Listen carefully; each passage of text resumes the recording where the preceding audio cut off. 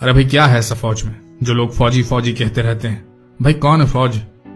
भाई उसका काम है सिक्योरिटी देना, इसके लिए उसको तनख्वाह मिलती है, ढेर सारी फैसिलिटीज दी जाती है दुनिया भर की। जैसे डॉक्टर है, इंजीनियर है, वैसे फौजी है। तो क्यों इनको इतना सम्मान मिलता है? क्या कारण क्या है भाई? क्यों देते हैं लोग इनको इतनी रिस्पेक्ट? अगर आपकी भी यही सोच है तो ये वीडियो आपके लिए।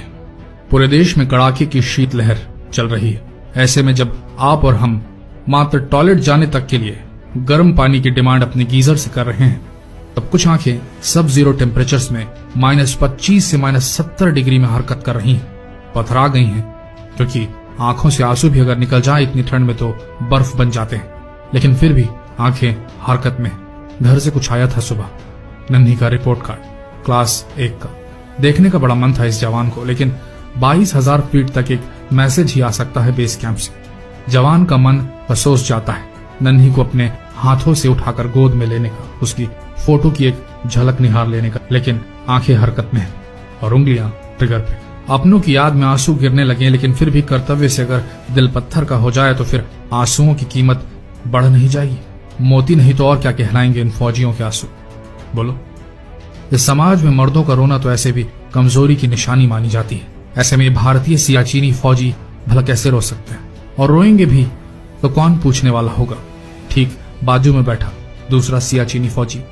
अब यही तो है इनका वर्तमान परिवार।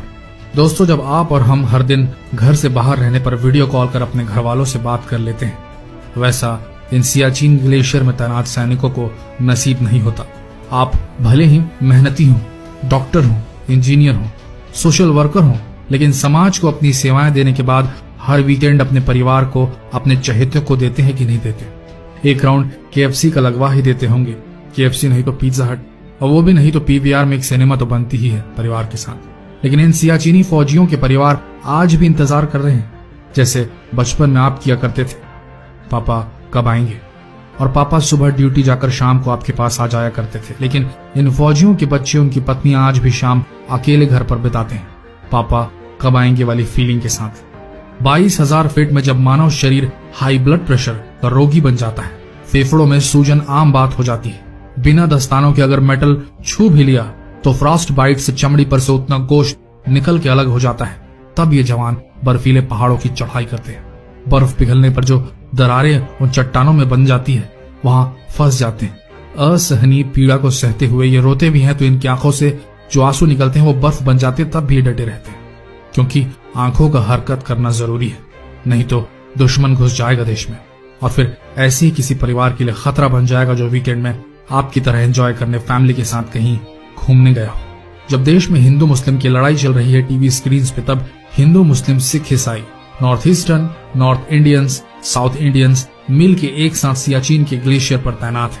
खून जमा देने वाली सर्दी में हाथ ट्रिगर पर है और आंखें बर्फीली हिंदुस्तानी सरजमी को मानो स्कैन कर रही हैं। पता नहीं कब सफेद कामोफ्लाज वाला सूट पहनकर देश का दुश्मन रेंगता हुआ सीमा पार कर ले। सियाचिन पर भारतीय ब्रिगेड की तैनाती भी एक बहुत बड़ा अध्याय है भारतीय आर्मी का। इस अध्याय का नाम है ऑपरेशन मेघदूत। 1960 से 1980 के बीच सियाचिन पर किसी का कब्जा नहीं था, न पाकिस्तान का और न ही भारत का। उस वक्त यह खबरें आनी शुरू हुई थी कि पाकिस्तान सियाचिन के इर्द गिर्द जितनी प्रसिद्ध चोटियां हैं उन पर टूरिज्म को बढ़ावा देते हुए पाकिस्तानी इंटरनेशनल माउंटेनियरिंग एक्सपीडिशंस की शुरुआत कर रहा है। इसके मद्देनजर भारत ने भी अपनी रणनीति बनाई और 1978 में कर्नल कुमार के नेतृत्व में एक भारतीय एक्सपीडिशन सियाचिन पर भेजी गई।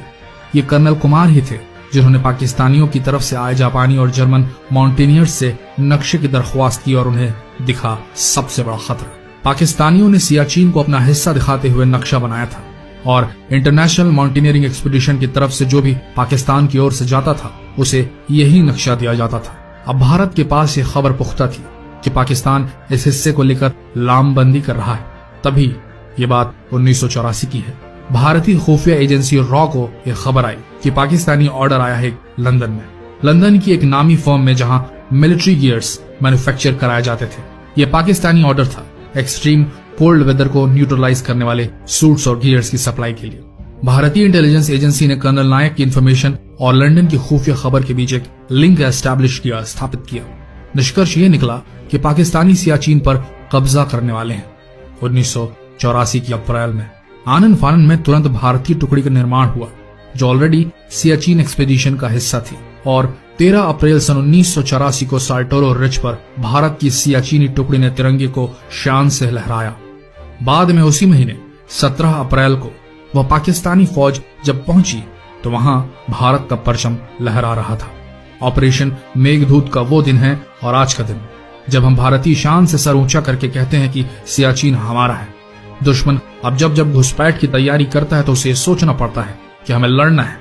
ऐसे हौसले वाले भारतीय फौजियों से जो अपना घर बार छोड़कर, अपनी बसी बसाई गृहस्थी छोड़कर इस निष्ठुर ठंड में खड़े मजबूती से, तो क्या हुआ कि खाने की रसद के लिए सियाचिनी फौजियों को हेलीकॉप्टर से फेंके गए पैकेजेस कलेक्ट करने पड़ते हैं जो अक्सर ऐसे क्रेविसेस में गिर जाते हैं, पिघली बर्फ से खुली चट्टानों की दरारों के पास गिर जाते हैं जहां गिरने से सिपाहियों की मौत हो सकती है। तो क्या हुआ, इनके पास मोबाइल जैसा कुछ नहीं होता अपने अपनों से जुड़े रहने के लिए। तो क्या हुआ कि इन्हें चेकपोस्ट पर कुछ हुआ तो कोई देखने नहीं आने वाला। तो क्या हुआ कि ऐसे जवानों में 1/3 अपनी जिंदगी हाई ब्लड प्रेशर और ब्रेन हेमरेज जैसी कंडीशन से दो हाथ करते हैं। सुख और सुविधा का मतलब क्या होता है इन्हें मालूम नहीं होता। बच्चा कब बड़ा हो जाता है इन्हें मालूम नहीं होता। परिवार किस हालत में है इन्हें मालूम नहीं होता। धर्म के नाम पर देश कैसे टूट रहा है इन्हें इससे कोई मतलब नहीं होता। इन्हें मतलब होता है तो बस देश की सुरक्षा से, ताकि आप और हम हर बार वीकेंड्स पर KFC, डोमिनोज, पिज्जा हट और PVR का आनंद ले सकें, ताकि आप और हम राजनीति करें और उसका शिकार बने, ताकि आप और हम सुख और सुविधा का भोग करें। अब आप ही बताइए, क्यों न करें इन फौजियों को सलाम, क्यों न झुक कर प्रणाम करें इन भारतीय सपूतों को, क्यों न रखें इन फौजियों को डॉक्टरों और इंजीनियरों और खासकर नेताओं से ऊपर। ये डॉक्टर और नेता तो बात बात पे हड़ताल करने वाले होते हैं। डॉक्टर को 2 तमाचे कोई मार दे, गलत उपचार के लिए तो हॉस्पिटल बंद, बीमार मर रहा हो तो मर जाए, कोई आने वाला नहीं देखने के लिए। ये नेता जरा सी सीटें हार जाएं तो दंगे और बलवे कराने में भी इन्हें कोई हर्ज नहीं होता। सैकड़ों हजारों मर जाएं, कोई शर्म नहीं। पर उस फौजी का सोचिए दोस्तों, जो सियाचिन के ग्लेशियर में सिर्फ दे रहा है बलिदान, अपने पारिवारिक सुखों का, अपने पर्सनल सुखों का, अपने शरीर तक का। तो क्यों न दे सम्मान इन फौजियों को, क्यों न दे। जो ना जानता हो इन फौजियों को रिस्पेक्ट देना, उनके साथ इस वीडियो को शेयर करें।